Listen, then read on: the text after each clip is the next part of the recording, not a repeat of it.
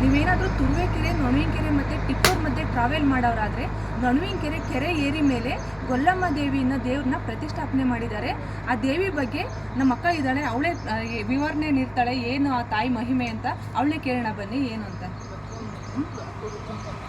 ಈ ದೇವತೆ ಬಗ್ಗೆ ಇಲ್ಲಿ ಹಸುಕರುಗಳಿಗೆ ಹುಷಾರಿಲ್ಲ ಅಂತಂದರೆ, ಮಕ್ಕಳಿಗೆ ಕೆಮ್ಮು ಶೀತ ಈ ಥರ ಎಲ್ಲ ಆದರೆ ಹಾಸ್ಪಿಟ್ಲಿಗೆ ಹೋಗದೇ ಇದ್ರೂ ಇಲ್ಲಿ ಹರಿಸ್ಕೊಂಡ್ರೆ ಎಲ್ಲ ಕಡಿಮೆ ಆಗುತ್ತೆ ಅಂತ ನಮ್ಮ ಹಿಂದಿನವರು ಹೇಳ್ತಾ ಇದ್ರು. ಅದು ಇದು ಕೆರೆ ಮೇಲೆ ಇರೋದು, ಅಂದರೆ ಕೆರೆ ಏರಿ ಮೇಲೆ ಇರೋದು. ಹಾಗಾಗಿ ಕೆರೆ ತುಂಬಿದಾಗ ಆ ಕೆರೆಯನ್ನು ಒಂದು ಹೆಣ್ಣನ್ನು ಬಲಿ ಕೇಳಿತ್ತಂತೆ. ಆ ಹೆಣ್ಣು ಪ್ರೆಗ್ನೆಂಟ್ ಇರೋ ಹುಡುಗಿನೇ ಬೇಕು ಅಂತ ಕೇಳಿದಾಗ ಈ ದೇವತೆನೇ ಆ ಪ್ರೆಗ್ನೆಂಟ್ ಹುಡುಗಿ ಆಗಿರೋದ್ರಿಂದ ಆ ಮಕ್ಕಳಿಗೋಸ್ಕರನೇ ಅಂತಲೇ, ಅಂದರೆ ದೇವತೆನೂ ಪ್ರೆಗ್ನೆಂಟ್ ಆಗಿರೋದ್ರಿಂದ ಆ ಮಕ್ಕಳಿಗೋಸ್ಕರ ಆಗಿಕೊಂಡ್ರೆ ಒಳ್ಳೆಯದು ಅಂತ ಹೇಳ್ತಾರೆ.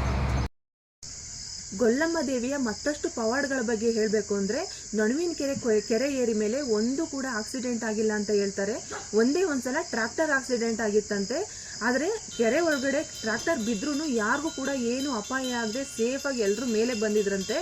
ಮತ್ತೇನಪ್ಪ ಅಂದರೆ, ನಿಮ್ಮ ಮಕ್ಕಳಿಗೆ ಏನಾದರೂ ತುಂಬ ಕೆಮ್ಮು ಶೀತ ಮತ್ತು ಏನಾದರೂ ತುಂಬ ಹುಷಾರು ತಪ್ತಾ ಇದ್ದರೆ ಇಲ್ಲಿ ದೇವಿಗೆ ಬಂದ್ಬಿಟ್ಟು ಏನಾದರೂ ಅರಸ್ಕೊಂಡು ಆ ಹರಕೆನ ತೀರಿಸಿದ್ರೆ ನಿಮ್ಮ ಮಕ್ಕಳಿಗೆ ಯಾವುದೇ ಸಮಸ್ಯೆ ಇಲ್ಲದೆ ಹುಷಾರಾಗ್ತಾರೆ ಅಂತ ಹೇಳ್ತಾರೆ.